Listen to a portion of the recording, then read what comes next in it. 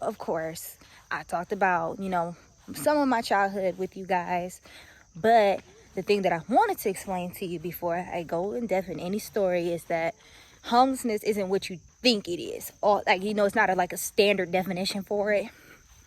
Like, people think homelessness is living in a box, living downtown or something like that. Sometimes homelessness is just your parents can keep up with the rent, mortgage, or whatever it is, and you end up living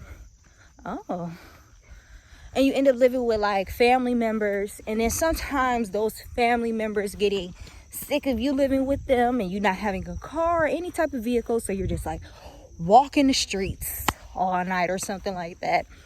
So thing that was happening, and I just remember like people like being very hard and not really caring, because one, I never really told anybody what was going on. That's first off.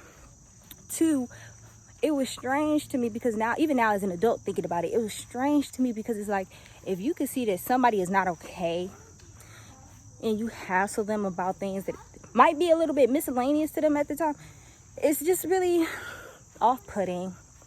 You guys, I don't know, it was just one time we were staying with play cousins. We call them play cousins.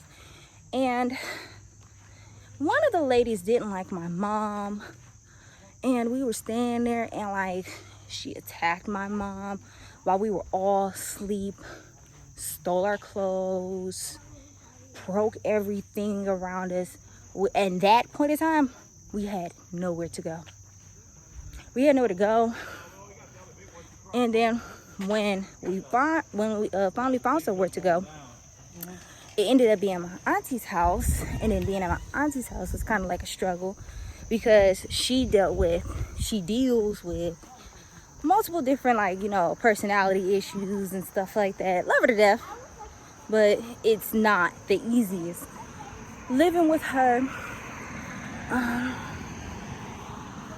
I remember this one time, I guess she was just like going through some things, and it was like things that were coming up missing, things that were, I don't know, I guess the music playing loud, and like she told my mom that it was us, and we ended up having to leave there.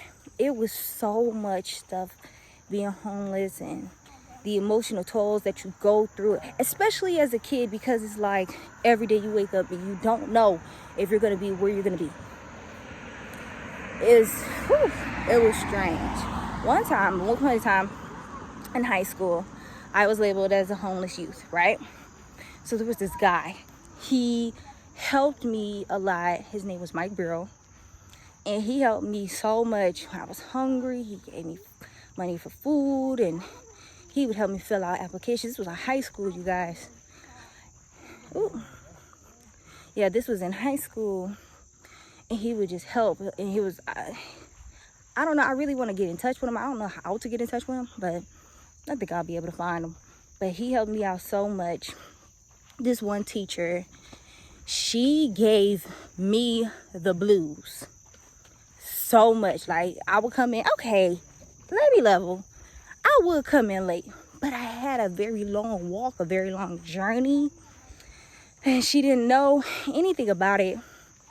And one day it was a report card pickup, and I was trying to explain to her, because at that point in time my mom had gave up custody of me.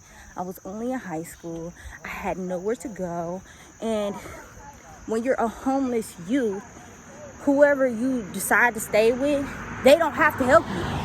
So, I was really by myself.